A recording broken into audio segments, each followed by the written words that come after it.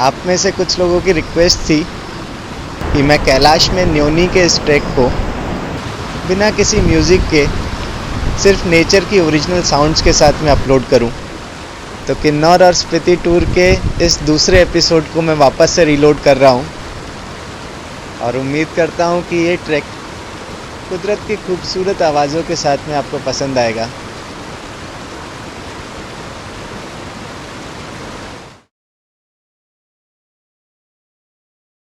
बाकी कैसे फैन हमारा जिगरी यार आ गया, दिल खुश हो गया। अरे नमस्कार, पिछली बार मिले थे आपसे, आपके घर आए थे। हाँ वही तो थे, वही थे। कैसे हो यार? अभी मैनेजर आप है यहाँ पे ना? अरे वाह, बहुत ही सुंदर जगह है, बहुत ही ज़्यादा सुंदर।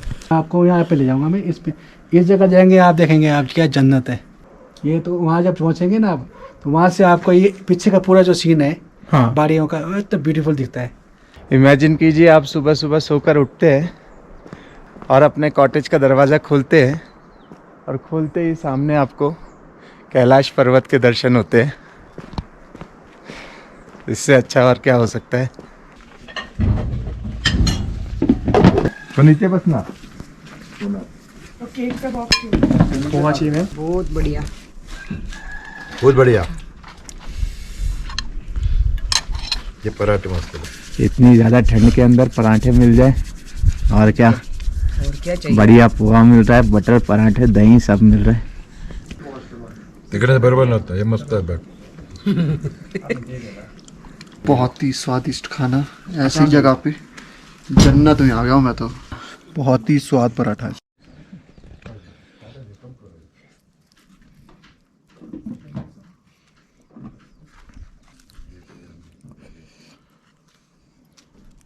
मैं जा रहा हूँ मुकेश जी के साथ में एक बहुत ही खूबसूरत ट्रैक करने के लिए, और जिस जगह पर मैं रुका हुआ हूँ रगनू नक्षम रिट्रीट में, वहाँ से करीब 1 या 1.5 किलोमीटर आगे मुकेश जी का दूसरा होटल है, शंभू लॉज।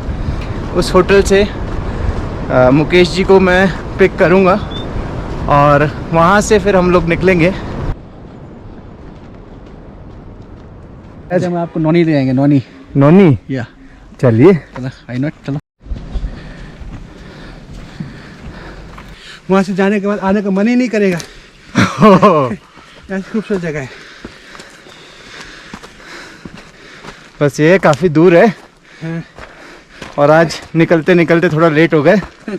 इस वाले ट्रैक में हम जंगलों के बीच में से निकलेंगे और मुकेश जी बता रहे वहाँ पे भालू बीच में कुछ भालू भी नज़र आ सकते हैं, और जैसे जैसे ऊपर बढ़ते जाएंगे वैसे ही नज़ारे और खूबसूरत होते जाएंगे।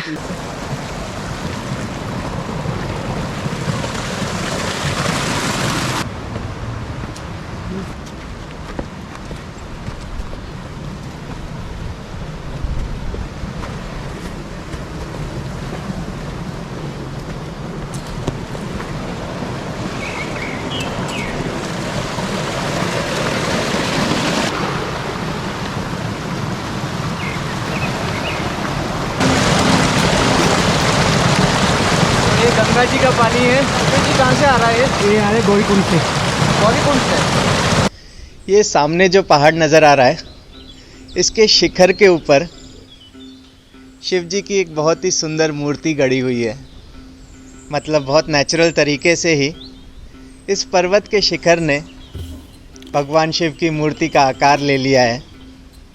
और अगर आप ध्यान से देखेंगे तो आपको शिव जी का चेहरा, उनकी जटाएं, उनकी आंखें, नाक, सब कुछ बहुत साफ साफ नज़र आएगा।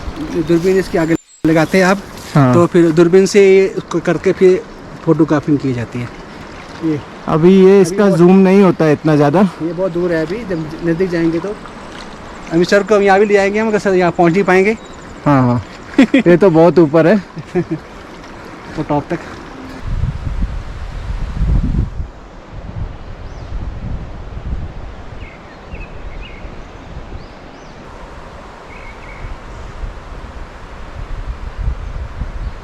ये हमारे लिए एक डिफ़िकल्ट ट्रैक है, पर यहाँ के लोकल्स बहुत नॉर्मली अपने गाय वगैरह चराने के लिए नोनी तक जाते हैं। सीधी खड़ी चढ़ाई है।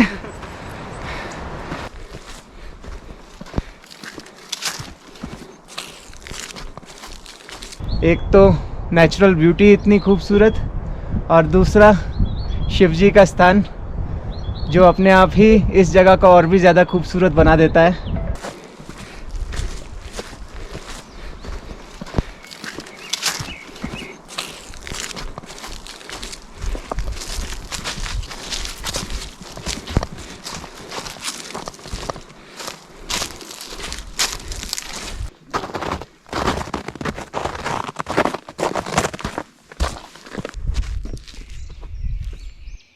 जब भी मैं कैलाश पर्वत का नाम लेता हूँ तो बहुत सारे लोग कंफ्यूज हो जाते हैं कि कैलाश पर्वत तो चाइना में है, तो यहाँ पर ये कौन से कैलाश पर्वत की बात हो रही है। तो यहाँ पर मैं आपको बता दूँ कि जिस तरह से एक शरीर के अलग अलग अंग होते हैं, हाथ, पैर, सर, ऐसे ही एक पर्वत की अलग अलग श्रृंखलाएं होती हैं, और कैलाश पर्वत की भी ऐसे ही 5 श्रृंखलाएं हैं जिन्हें पंच कैलाश कहा जाता है। और उन श्रृंखलाओं में है आदि कैलाश, श्रीखंड महादेव, मणि महेश, कैलाश मानसरोवर, और 5वीं श्रृंखला ये है किन्नौर कैलाश।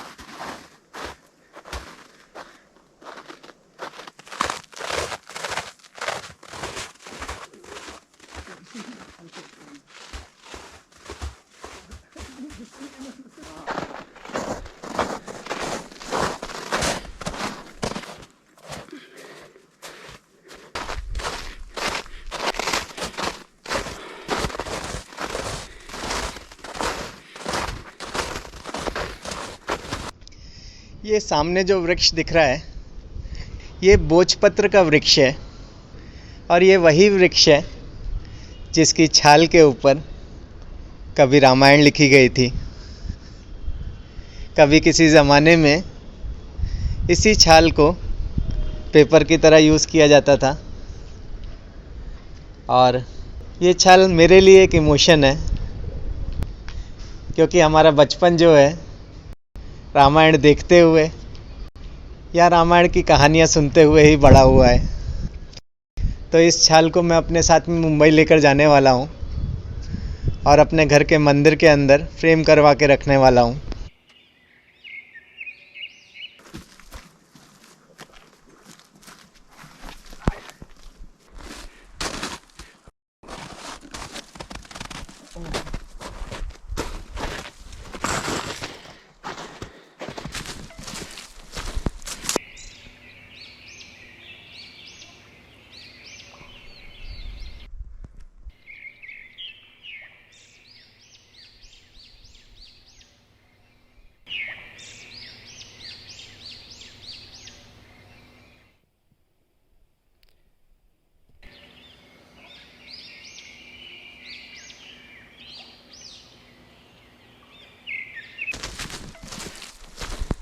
ये एक बहुत ही खूबसूरत रीजन है, और यहाँ पर ये सामने जो पर्वत नज़र आ रहा है ये गौरी पर्वत है, और वहीं पे गौरी कुंड है जो आपने शिव जी की और गणेश जी की कहानी सुनी होगी, जिसमें माता पार्वती स्नान कर रही थी और शिव जी आए थे और श्री गणेश ने उन्हें रोका था।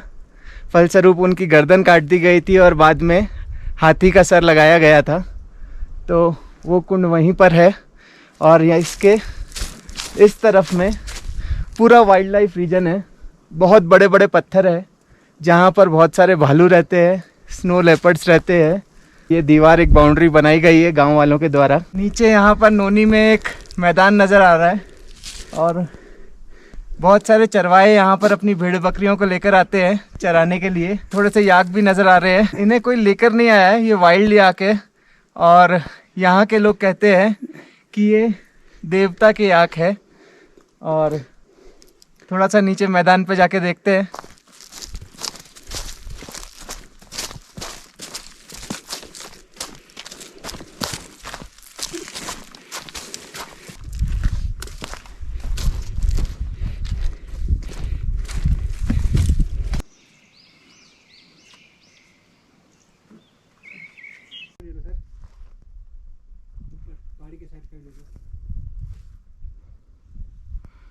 मेरे चारों तरफ माउंटेन्स है, स्नो माउंटेन्स, जो बहुत खूबसूरत है।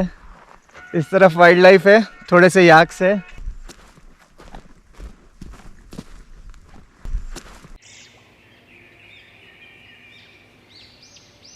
मेरा इस रीजन में आने का कोई प्लान नहीं था, पर पता नहीं मेरा एकदम से रातों रात कैसे प्लान बना और मेरा यहाँ पर आना और कैलाश पर्वत के इस हिस्से को देख पाना,